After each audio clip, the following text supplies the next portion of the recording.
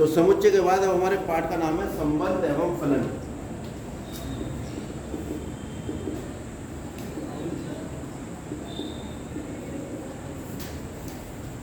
English में कहते हैं इसको रिलेशन एंड फंक्शन। बहुत ज़्यादा महत्वपूर्ण ये चैप्टर है और ये आपकी असली मैथमेटिक्स की शुरुआत समझ लीजिए इसको। तो इसमें सबसे पहले जो हम पढ़ेंगे वो पढ़ेंगे कार्तीय गुणन।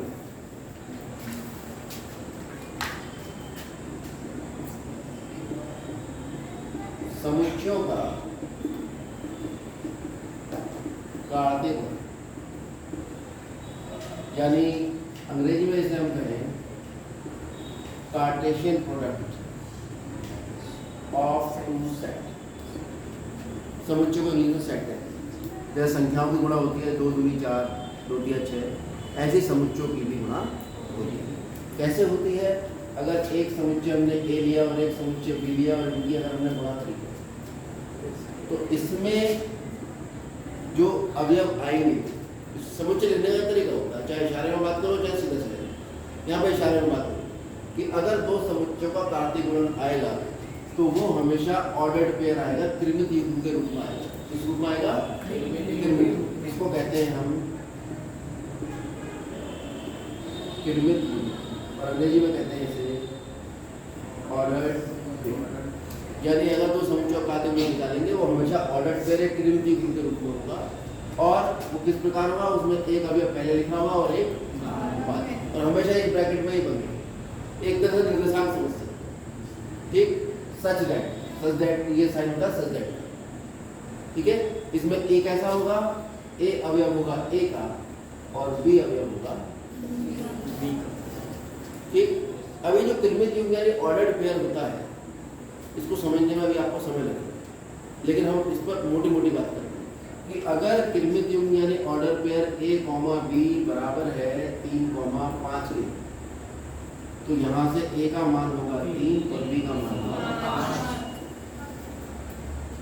और ए क्रॉस बी का अगर ऑर्डर पेयर दिया है, कार्तीय गुणन दिया है, और हमें मालूम है कि ये जो ए कॉमा बी है त्रिमित युग्म, ये ए क्रॉस बी का अवयव है, तो ए का अवयव होगा और बी पहले वाले का अवयव होगा और बाद वाला बाद वाला। हम सवाल आपको बता देते हैं, सवाल से आपको तुरंत समझ आ जाएगा। उससे पहले एक चीज और, जैसे अगर हम कहें कोई सेट ए है 2, इसमें कितने अवयव है? 2 अवयव। एक कर्ली ब्रैकेट खोलेंगे, बंद कर देंगे और कॉमा लगा के हमने 2 अवयव लगा दिए। दूसरा सेट है बी, इसमें मान लो 1, 2, 3 अवयव, ठीक है। ऐसा हो सकता है इसमें 3 हो, इसमें 2 हो, इसमें 3 हो। एक एग्जाम्पल हम लेके चलते हैं। अगर हम इनका कार्तीय गुणन निकालें यानी ए क्रॉस बी निकालें, इसका मतलब 2,3 की गुणा की जाएगी किससे? ए कॉमा बी कॉमा सी। तो जब समुच्चयों की गुणा होती है तो उत्तर भी एक समुच्चय के रूप में ही आएगा, लेकिन उसके जो अवयव होंगे वो त्रिमित युग्म की तरह। और वो त्रिमित युग्म कैसे बनेगा? पहला त्रिमित युग्म बनेगा 2,1, ये एक अवयव, फिर 2,3, फिर 2,3,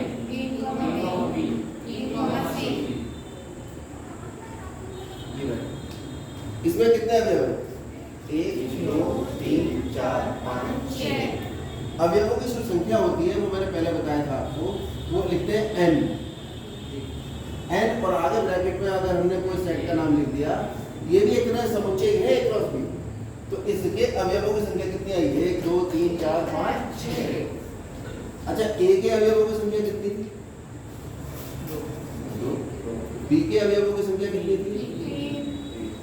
इसे हम कार्डिनल नंबर भी कहते हैं। Cardinal number of A is 2, cardinal number of B is 3, cardinal number of A cross B is 6। तो हम देख रहे हैं कि ए और बी को अगर हम अवयवों की संख्या गुणा करें 3 गुनी, तो ए क्रॉस बी के अवयव आया आ रहे। इसका मतलब ये हुआ कि number of element in Cartesian product of two set A and B, या ए और बी के कार्तीय गुणन में अवयवों की संख्या जो होगी वो होगी ए के अवयवों की संख्या गुणा बी का। कोई समस्या? इसके बाद सवाल देख लेते हैं।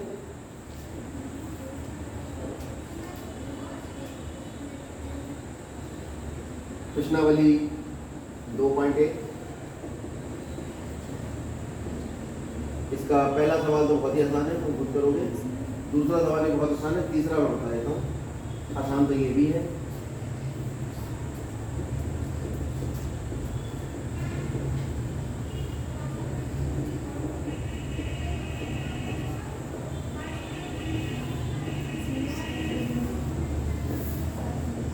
ये सवाल है हमारा, जी क्रॉस एच, क्रॉस का मतलब गुणा नहीं है।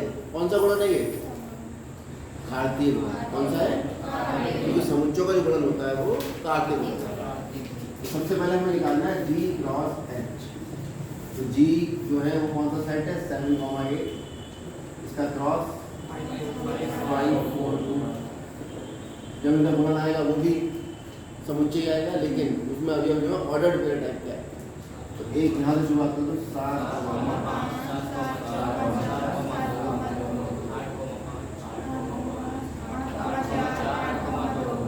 अगर इतना लिख दोगे तो भी नंबर कट जाएंगे, क्योंकि इन सबको कॉमा लगा के हमें सब अवयवों को अलग अलग करना पड़ेगा। ठीक, ऐसे ही हम निकाल देंगे क्या? एच में कौन है भाई?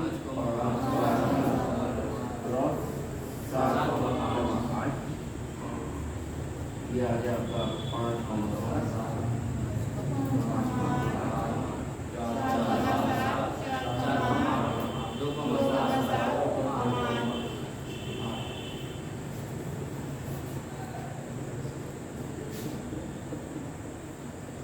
बाद में खत्म हो जाएगा। अब देखते हैं हम 10वां सवाल। ये कह रहा है ए क्रॉस ए में 9 अवयव हैं। साफ साफ बता दिया उसने, number of element in A cross A is 9। शब्दों में क्या कहेंगे इसे? कि ए क्रॉस ए यानी ए का किसी समुच्चय का खुद उसी से घातीय गुणन लिया तो उसमें कितने अवयव थे? फिर कह रहे हैं जिसमें -1, 0 और 0,1 भी है, यानी -1, 0 तथा 1, 0 ए क्रॉस ए की क्या है? अवयव। क्लियर हो गया? कहने का मतलब ए क्रॉस ए जब निकाला होगा तो उसमें -1, 0 भी होगा और 1, 0 भी होगा। एक छोटी सी बात मैं बता देता हूँ, अगर ये सेट ए बराबर ये है तो 2 बिलोंग टू ए। ये बिलोंग टू का निशान का मतलब होता है 2 अवयव है ए का। अब जैसे इसमें 6 नहीं है तो 6 अवयव नहीं है ए का। तो ये जो बिलोंग टू का निशान है ये एक समुच्चय और उसके अवयव के बीच में लगता है, ठीक है। और सी बना के बीच में से इसे काट देते हैं। ये बताता है कि 2 ए का अवयव है और ये 6 ए का अवयव नहीं है। इसी तरह से अगर मैं कहूँ इसको इस भाषा में लिखूँ तो -1, 0 अवयव है किसका? ए क्रॉस ए का। और 1, 0 ये भी अवयव है किसका? ये तो हुई ना सारी बात। अरे क्लियर है इतनी बात? अब ये कह रहे हैं कि समुच्चय ए ज्ञात करो। पहले क्या ज्ञात करना है? समुच्चय ए। और ए क्रॉस ए में कितने अवयव हैं? तो पहली बात तो ये कि अगर मैं ए क्रॉस ए में एलिमेंट निकालूंगा तो वो Na मल्टीप्लाई Na आने चाहिए। क्यों? ये तो नियम है हमारा। किसी सेट के कार्तीय गुणन में अवयवों की संख्या पहले सेट में अवयवों की संख्या गुणा। ये कार्तीय गुणन नहीं है, ये गुणा है, तब इसको कार्तीय गुणन समझ लो। क्या है? गुणा। क्योंकि ये तो Na का मतलब अवयवों की संख्या, ठीक है। अभी बताओ जब ये इसको बिलोंग कर रहा है तो पहला वाला ए का अवयव होगा, दूसरा वाला इसका। यहाँ से क्या पता लगा हमें? यहाँ से पता लगा साफ साफ कि -1 किसको बिलोंग करता है? ए को। 0 किसको बिलोंग करता है? ए को। और 1 किसको बिलोंग करता है? ए को। तो कुल मिला के ए का जो मान आया निकल के उसमें कौन कौन से अवयव हुए? 0, -1 और 1। कितने अवयव है इसमें? 3। ए क्रॉस ए में कितने अवयव हैं? 9। तो अगर यहाँ 3 गुणा 3 करें कितने आ जाएंगे? 9। तो इसका मतलब इसमें इतने ही अवयव है, इससे ज्यादा अवयव नहीं। बात समझ में आ गई? तो यहाँ से अगर हम देखें एन ए कितना हुआ 3, तो एन ए गुणा एन ए हुआ 3 गुणा 3 यानी कितना हुआ 9 जो संख्या है, और एन ए क्रॉस ए किसके बराबर हुआ, ये तो 9 के बराबर है, और 9 किसके बराबर है n A into n A. यहाँ से ये तो क्लियर हो गया कि ए के अंदर कितने अवयव होंगे, केवल 3 अवयव होंगे और तीनों हमें पता लगे, तो यानी ए जो समुच्चय था वो पूरा हो गया। कुल मिला के फाइनली हमारे पास ए का मान हो गया 0 माइनस 1 और कोई दिक्कत। अब ये कह रहा है इसके बाद और कुछ कहा है इसने, बोले ए क्रॉस ए भी ज्ञात करो। क्या ज्ञात करना है, ए क्रॉस ए कर देते हैं। ए का मान है 0 माइनस 1 क्रॉस 0 माइनस 1 कर लो इनका क्रॉस 0 माइनस 1 यही तो चलेगा ना, 0 माइनस 1 माइनस 1 0 माइनस 1 माइनस 1 1 फिर 1 0 फिर माइनस 1।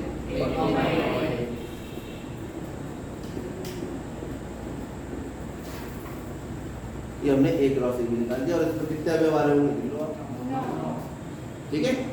यहाँ सेट के लिए ब्रैकेट खुलेगी और ये ब्रैकेट इधर बंद। समुच्चयता समझ में आ गया ना, कोई दिक्कत इसमें। और चलो एक दो सवाल देख लेंगे।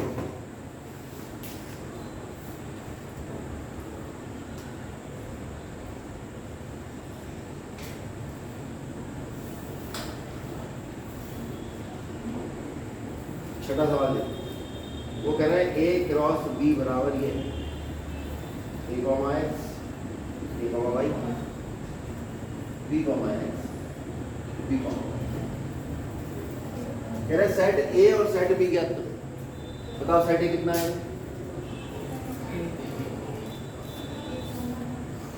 पहले वाले अवयव होंगे ना एक, तो ए कॉमा, क्योंकि एक एलिमेंट को एक ही बार लिखा जाता है, सेट 2 बार लिख भी दोगे तो भी एक ही बार माना जाएगा। और बी कितना आएगा, एक्स क्योंकि बाद वाला बी का है, ठीक। अब आ जाते हैं 5वें सवाल पे। ये बच्चों को थोड़ा टिपिकल लगता है। ए बराबर है कितना, माइनस 1 कॉमा 1, और आपको याद करना है ए क्रॉस,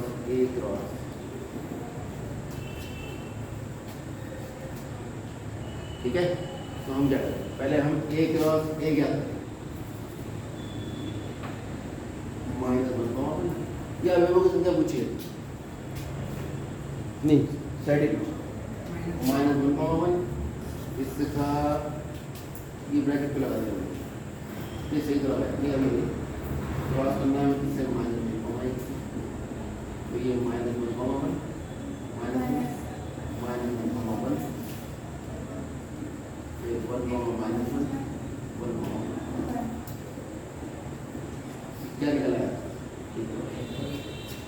तो वैसे भी ए में जो ए क्रॉस ए में जो अवयवों की संख्या होगी वो एक ही अवयवों की संख्या गुणा एक ही अवयव की संख्या, एक ही अवयव है तो टोटल संख्या कितनी होगी, 4। अब निकालेंगे हम ए क्रॉस कहने का मतलब है माइनस 1 कॉमा 1 की क्रॉस प्रोडक्ट लेंगे, minus 1 comma minus 1 comma 1 comma minus 1। अब हमारे पास जो एलिमेंट आएगा वो आएगा minus 1 comma minus 1 comma minus 1, minus 1 comma minus 1 comma 1, minus 1 comma 1 comma minus 1 और माइनस 1 कॉमा 1 कॉमा। क्या समझ में आ रहा हो, इस माइनस 1 से पहले इन सबका अलग अलग मैंने ऑर्डर पेयर की जगह अब ये 3 वाला बन जाएगा, क्योंकि 3 सेट लिखना, और फिर 1 से शुरू कर दो, 1 कॉमा माइनस 1 कॉमा माइनस 1, फिर 1 कॉमा माइनस 1 कॉमा 1, फिर 1 comma 1 comma minus 1, 1 comma 1 comma 1।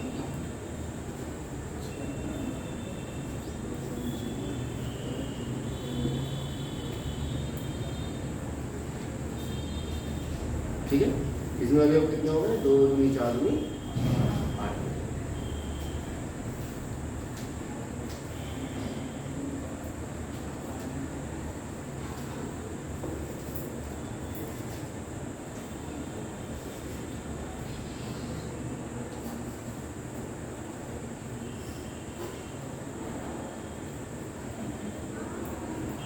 सत्यापित कीजिए।